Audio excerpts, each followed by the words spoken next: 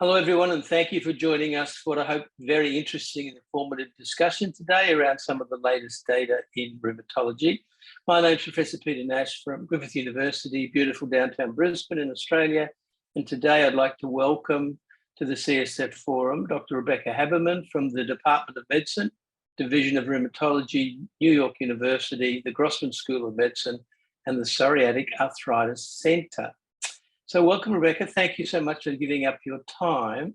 Today, we're going to talk about her recently published paper in the BMJ Open, the efficacy of guselkumab, an IL-23 inhibitor, a P19 inhibitor, in preventing PSO turning into PSA, which is a very hot topic at the moment. And this is really just the protocol paper, not the results paper, but it's a very hot topic. We're very interested in how you go about finding the patients, seeing what happens with them. So can we just start a little bit with your background, where you work and what your interests are? Sure, and thank you for having me. So as you mentioned, I'm at NYU here and I work at the Psoriatic Arthritis Center. In addition to seeing patients with psoriatic arthritis, basically day in and day out, we also do a lot of research. And my particular interests are on mental health in psoriatic disease, and also the progression from skin psoriasis to joint and enthesial involvement. And what are the protective factors and what are the risk factors that might lead to that progression? And you're working with a group with Jose Scher and a few of the others? Yes, exactly. So I work very closely with Jose Scher. Okay, so we'll talk a little bit about this paper and you can tell us about the protocol. So about 1 in 3 PSO patients do progress to PSA, and you've quoted 3% a year as the rate of conversion, and that skin is 5 to 7 years prior to the development of PSA in most patients, not all. There's 15% or so the other way around. Can you tell us a little bit about what are the risk factors that you've identified that will give you an increased chance of converting PSO to PSA? So far, all of the risk factors that we know of are from more cross-sectional studies. But things that have been looked at, for example, are where your psoriasis is. So you're more likely to progress to psoriatic arthritis if you have psoriasis in your scalp involving your nails. And some studies also quote inverse psoriasis. What's inverse psoriasis for those who don't know? So it's psoriasis that is in your skin fold. So it can be in the groin or under the breast or in the axilla, for example. Okay. Other risk factors include having a first-degree relative who has psoriatic arthritis already. Obesity has also been shown to be a risk factor. If you're heavier, you're also more likely to progress as well. So those are some of the things that we look at specifically. Now, you also mentioned some imaging things we'll talk about, but some genetic polymorphisms. Is it routine for you guys to be checking CW6 and some of these other things in your patients, or is that more on the research agenda? We do it more on the research agenda. It's not really something we do clinically because I'm not 100% sure what I would do with that information for my patients in a clinical setting. So I usually avoid, checking any of the genetic polymorphisms and leave that more for research right now. Okay, and you do mention that various imaging modalities that show, you've said HRCT and MRI that show enthesitis, synovial enthesial disease, is a risk factor. Can you outline a little bit about that, please? Yes, and this is actually a very difficult topic because sometimes you say if on imaging you already have enthesitis, does that mean you already have psoriatic arthritis, or does that mean you're already at risk for developing it? But studies that have looked at the MRIs, for example, also ultrasound, have shown that people who have abnormalities of inflammation on their imaging are more likely to progress to psoriatic arthritis.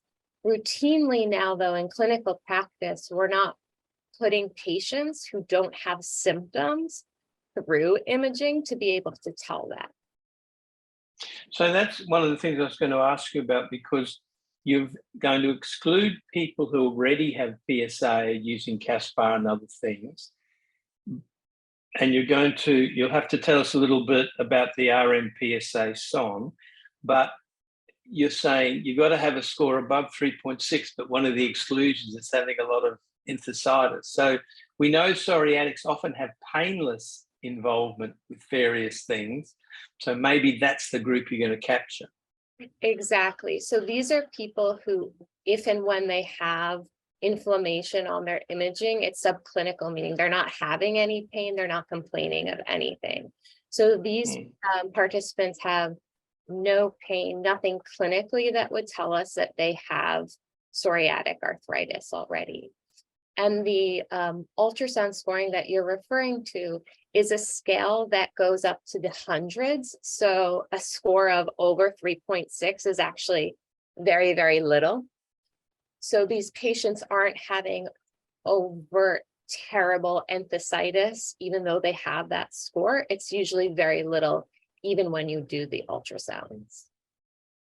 And the prevention of progression with advanced therapies like biologics, the results have been quite variable, whether it's a cohort study or in a PSA population.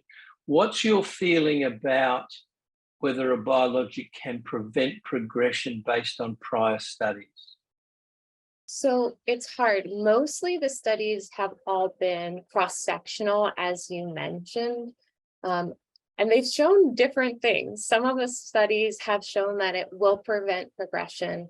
Mostly those were done in patients who already had psoriasis. And then a couple of studies have shown that it might increase the risk of progression. Although those studies were done more on a population basis, and there might be a lot of confounding there and some bias in terms of how things are necessarily coded. And the one prospective study, which was out of Leahy Eater's group in Toronto, showed that TNF agents did not prevent progression.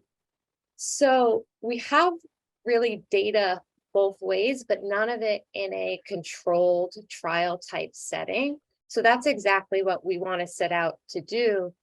We are hoping, our hypothesis is that we will prevent and decrease the rate of progression to psoriatic arthritis, but that's what we'll really need to see. So tell us a little bit about the methods. How are you going to do this study? What are you doing? So we are doing this at 5 sites, actually in the US and in Canada. So it's here at NYU, also in Rochester, Brigham and Women's, Toronto, and Newfoundland. And we are having patients, we are recruiting patients who have psoriasis, of course, but have not developed psoriatic arthritis. The patients have at least 3% body surface area so that they are candidates for systemic therapy for their psoriasis anyway. And we're giving them either guselkumab or a placebo, we don't know, for 6 months. We're ultrasounding them before and then at 6 months to see if we can also change any of their ultrasound scores, as you mentioned, we're looking at.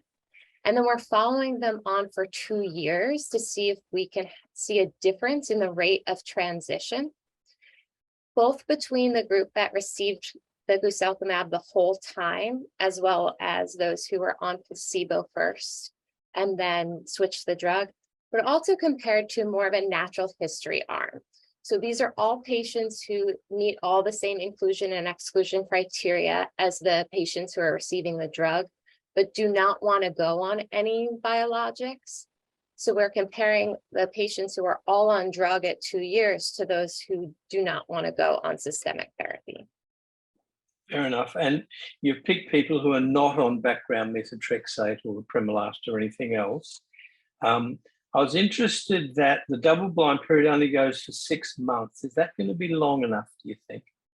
So that is definitely one of our limitations, and also why we've included ultrasound as one of our endpoints to see if we can change any of the subclinical inflammation that we see there. And it's also why we've included the natural history arm as really the comparator. So it can't be necessarily a placebo control the entire time, just because of ethics. These are all people who want to go on biologics to treat their psoriasis. So for 6 months, they can use topicals, they can use UV therapy, but we didn't think keeping them off these medications for 2 years was necessarily ethical, which is why we have that secondary comparison group of our natural history arm. And your primary endpoint is in fact change in ultrasound, which is also very interesting because we've had issues in the field with the reliability of ultrasound, maybe even across different centres, where some people have a positive Doppler signal, no symptoms, other people have symptoms and a negative Doppler signal. It isn't as clear cut as people like to think that Doppler ultrasound will be a surrogate for active disease.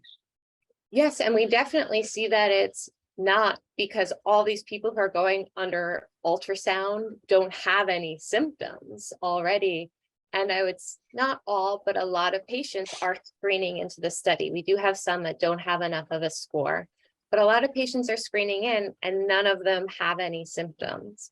What we are trying to do, though, at least for the ultrasound, is make it very consistent across sites. So we have 2 central readers of our ultrasounds who are reading every single ultrasound at every single time point. And they gave a course to all of our ultrasonographers on how to do the images. There is an atlas and a protocol of exactly how to do the images. And they also give feedback to the ultrasonographers. So if one of the images are not up to par, they'll actually have them repeat it or not include them. So that's how we're trying to be as stringent as possible in terms of looking at the ultrasounds. Yeah, so it'll be challenging. And I can also see you've only got 100 patients in each arm. And standard of care might actually reduce some progression, maybe not as much as active treatment. And if you have PSA trials, always have a lot of dropouts, up to 30, 35%, and a placebo response.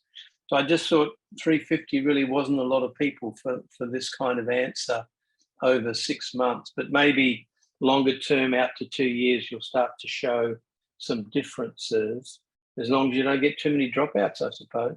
Exactly. And we have tried to enrich our population of people who may progress. So we talked a little bit about before, one of the things that we're doing is having people have at least 3% body surface area. And we're also aiming to enroll people who have had psoriasis for at least 2 years already, to try and catch them in that 5 to 10 year window, as opposed to people who are newly diagnosed, to try and catch that as much as possible. But of course, you really need a 10, 20-year study of this to really be able to tell. Well, good luck. So the other thing is stratifying for site and for gender. So that's become very topical now. Gender differences, higher baseline disease activity, lesser response to therapy. Talk a little bit about the impact of gender. Yeah, so exactly what you just mentioned. There's a lot going on in gender about females having more disease activity, more pain, and maybe even being less responsive to medications. There was just an ACR abstract from Leahy Eater's group that showed this, that women are just not responding as much. So we definitely want to make sure we have enough women and men to be able to tell if we see the difference. Yeah, I think that's pretty important. And microbiome is right up Jose Scher's alley. You're doing some studies on the microbiome. What are you looking at? Yeah, so we're looking at, basically we're collecting stool samples as much as our patients will give them to us. Not everyone is as willing, but we're looking for alpha diversity, meaning how much and how diverse is the population of the microbiome in the gut. And then looking specifically at the different microbes and their relative ratios to each other to see if there is a difference between those who progress, for example, and those who do not progress. And you're going to do some genetics as well? Yes. So as much as possible, we're going to biosample not only for genetics, but also to look at different immune cells, and try to figure out exactly at a cellular level and a genetic level, who are these patients who progress. So also using it as a chance to really understand the pathogenesis of disease. Okay. Thank you very much. We appreciate your assistance. Any other comments you want to make about this study? How can people in North America and Canada get in touch if they want to volunteer their patients for your trials? Yes, so they can reach out to me or to Jose Scher, Christopher Richland, Lihi Eder, Joseph Marola. We're all involved in the study, Proton Raman. If they are interested, as of right now, it's really only patients who can reach one of our centers to be enrolled because the ultrasound is so specific, but we are probably going to roll out to other sites over the next year or so. Yeah, I think you'll need numbers. So any other comments, any other take-home message for the audience about the whole area of PSO becoming PSA and the likely impact of biologics? Yeah, the only thing that I will mention is we picked an IL-23 agent for this study because of the pathogenesis, its relative risk, how well it does with psoriasis. But we also know that this one molecule may not be the answer. We might be picking the wrong mechanism of actions, for example.